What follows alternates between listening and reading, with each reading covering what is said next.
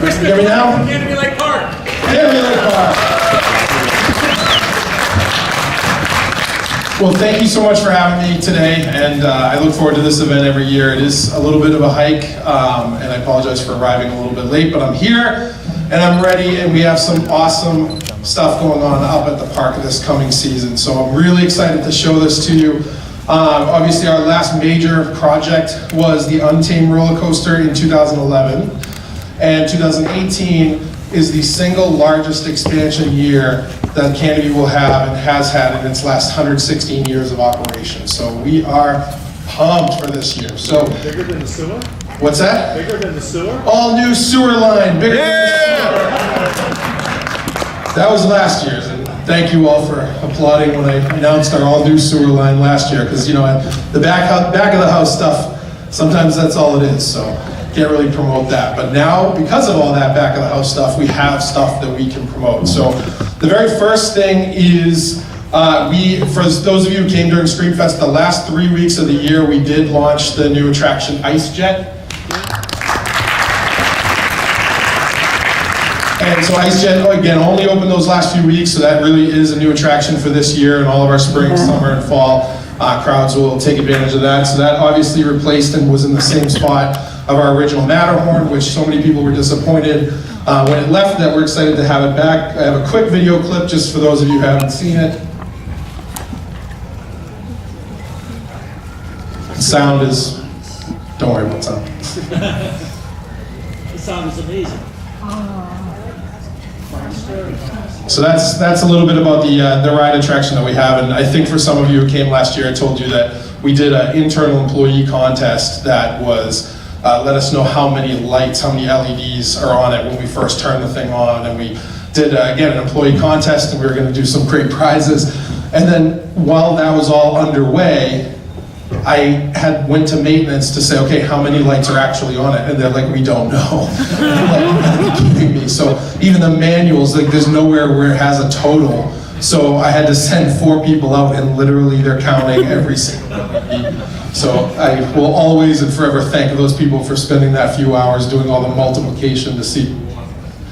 But our big expansion project this year is that we are officially and forever now a water park as well. So we are unbelievably excited about it. We have Castaway Island, which was the treehouse attraction that we had, the Rain Fortress in the back corner of the park, and we have decided to take that area and really focus on developing that. And on those hot summer days, those 90 degree plus days, people are really looking for those ways to cool off. So although we have water attractions, the Timber Splash Water Coaster, the Boston Tea Party, and you know, Castaway Island, the Rain Fortress, people were really looking for a little bit more robust of a product. So we have put all effort and energy and focus onto doing, making Castaway Island truly a water park. So the whole area is now still called Castaway Island, but there'll be components to it. There'll be Castaway Island, the Rain Fortress, Castaway Island, the Tidal River, Castaway, the slides at Castaway Island, the cabanas at Castaway Island. We just recently went to the AAA Travel Expo down at Gillette Stadium, and so on the loop that was playing throughout all the televisions at the expo, I just took a little excerpt of it, of kind of how we're starting to present this.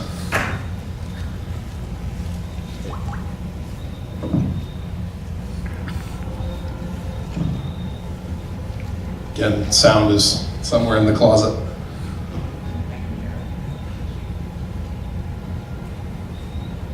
It's very epic sound, so just pretend that it's epic.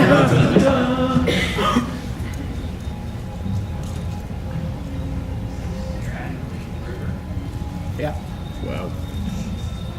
The lazy river should splash around. 3 water sets. Oh, Waterpark.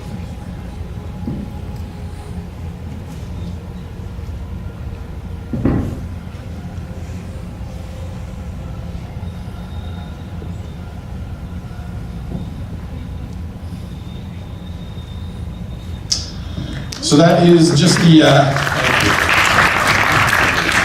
quick tidbit of what we had presented at the Travel Expo. Now this is the actual site plan or site rendering that we're working off of right now. The top right corner, the very like small piece up here is our existing Castaway Island, the existing rain fortress. So if kind of walking you through this plan, this is, some of you said, oh, they're adding a lazy river. Not really lazy, it's actually a tidal river. So it is 80 Gs first, where in the center, right where the river starts, there's a giant cylinder. That giant cylinder sucks all the water up super high and then slams it back down in the water. So it creates tidal waves that are running through the entire river area. So we have this top right area is going to be a new restaurant, a complete new grill, kind of a little bit to the left and down of that. That small hut is going to be a new tiki bar. We also have, to the right of that, is going to be an enormous pineapple. We can get adult beverages built into pineapples. Below that is a children's tots area, so kids splash pad, play pool. And then the river itself has a zero entry wave pool entrance. But then going off to the left and then going clockwise around it, again, is the tidal wave action that you're going to see.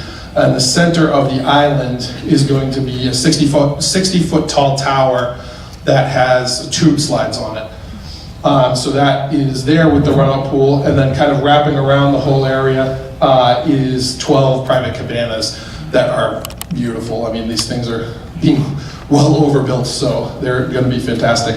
And then there's a boardwalk kind of along the top area so that you can kind of stroll around, just to give you an idea of size. The buildings on the bottom where you can't really see the shaded out white. The first one is the pirate ship, the next one is the restrooms and wooden nickel arcade, and the bottom left white square is the Mine of Lost Souls. So it is literally the entire area that used to be the train loop has been completely pushed back all the way out to the end.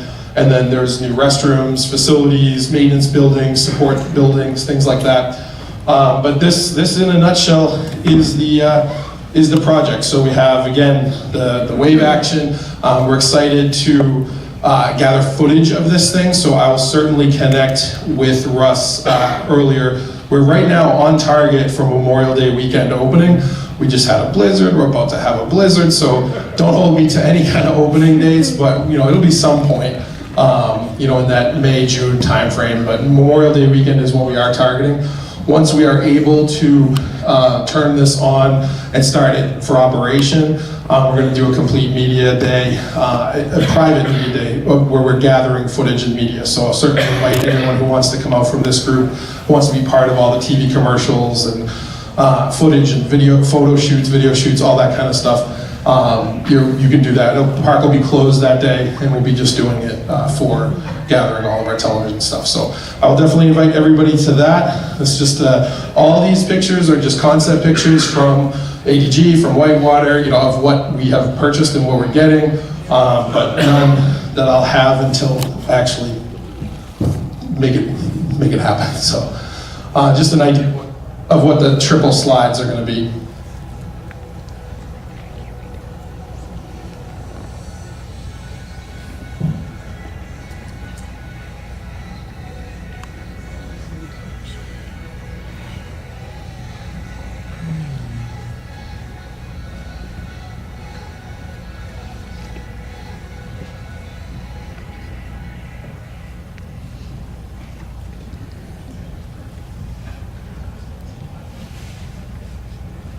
So again, those are the three out of the 60-foot tower in the middle. So the whole area is going to be completely decked out and themed to a mythological theme.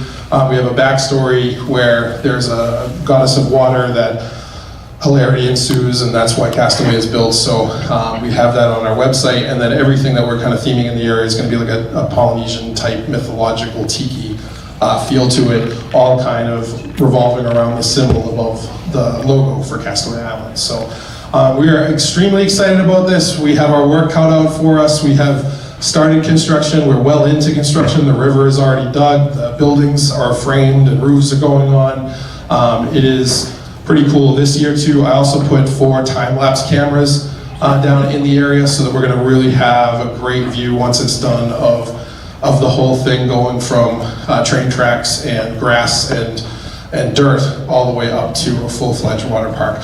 As far as the train goes, I know that we've talked about it in the past, but the train loop, we didn't get rid of the train, we just shortened the length of it a little bit to accommodate this project. So we shortened it this past year. We never did open it again, but the new station is in the South Grove, so between the Rain Fortress and the old roller skating rink is where there's a new palatial lower train station. So the train is now going to be a lake cruise, so it'll kind of go behind the rink, behind the tea party, behind the dance hall, wrap around the boathouse casino, and then back. So whether they're doing round trips or not, to be seen. So I know everybody asked that. I don't know, probably since it's a shorter of a run, but that hasn't been confirmed yet. But this train station is now operable, so that'll open, should open right away with opening day. So that is all I have. Some pretty awesome stuff going on. It's definitely keeping us busy, and we hope that everybody enjoys it. I know I don't have a roller coaster to announce, but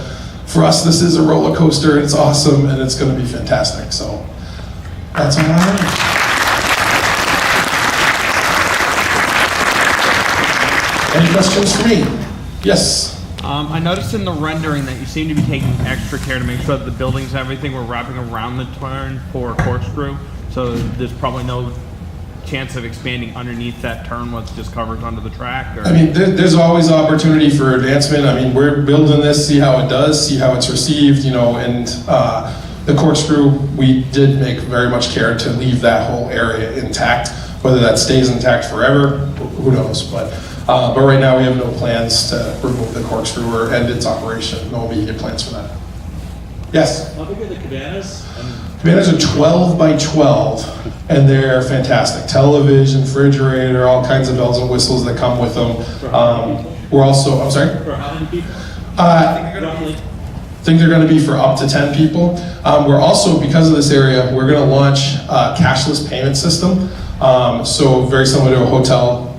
When you check into a hotel and you get your room key, you're going to be able to get a bracelet. That bracelet not only can do any food service, any games, any retail, anything in the water park, but also can come out into the park and any game, food service, retail, anything like that as well. So that's pretty cool because sometimes people just don't carry the cash on them, or they don't want to pay a fee for an ATM or something like that. So this actually makes it so all of our points of sale accept credit cards or the cashless payment ban. So that is a staggered rollout that we are going to launch with the opening of this. I won't commit to it working, I won't commit to it staying, and I won't commit to it being there full at 100%. But again, we're trying that out. We're going to roll it out with the opening of the park, the water park. Yes? Are all three of the two slides considered good slides, or is it just one? No, I believe all three are. Yes? Okay, so I've been wondering this ever since I went to your park last year. How do you manage to keep making Canobie that smooth after so many years? That is a great question, and it is a lot of love and it's a lot of carpentry. The question was, how do we keep the Yankee Cannonball smooth? That just went through a whole smoothification process not too many years ago, 4 years ago, where the whole back turn was one phase of it, relaying all of the track for it. I mean, that's been there since 1936, and we have had to put a ton of time and effort and energy into it, and we will continue to put a ton of time, effort, and energy into it. But that smoothification process made the thing like glass. I mean, when we were first riding that thing, it's like you're floating through the air. It was fantastic. Yes? Yeah. Last year you had added the escape rooms, and by the end of the season you were up to like 3 or 4. Are we likely to see more of the wooden nickel ski balls disappear for more escape rooms? Let's do it. Absolutely. Not right now. Right now it is the 3. Last year we opened 2 escape rooms just in the far left corner of the Wooden Nickel Arcade. They're not an hour-long escape rooms. They're literally 6-minute start-to-finish experiences, puzzle rooms we call them. We did build a 3rd one. We actually never opened it. I think we opened it to the public the last day or the last 2 days of the season. I think I might have toured you guys through whatever state it was in. But that one will be fully operational for opening, as well as changing out all of the tricks in the first 2, the mine shaft and the prison cell. That'll all be new tricks this year, and then getting the third one up and running kind of as the new puzzle room. I think that it could start taking over more of the wooden nickel, but we're pack rats. We don't like to let anything go. So we have to have a proper home for the skee ball lanes and the arcade games before we'd ever consider like doing it because of a new technology or a new type of fad type thing. So, other questions? Yes? Over the last few years, it seems sporadic that some of the effects in the Mine Lost Souls were actually working properly. Is there any plans to like invest a little bit more money into there to try to get it more beginning to end smooth throughout the entire thing? Or For the Mine Lost Souls, I know they've put an effort into getting all of the tricks up and running. I know at one point we were at 100%. In fact, you're saying it was sporadic leads me to believe that I'm incorrect because I thought we were at 100%. So I would have to go back and check with maintenance, but I know that is always their goal. That's a great ride. Kids love it. Families love it. So, you know, if there's something that we can easily get turned back on or make work, they do try to focus on that. Yes?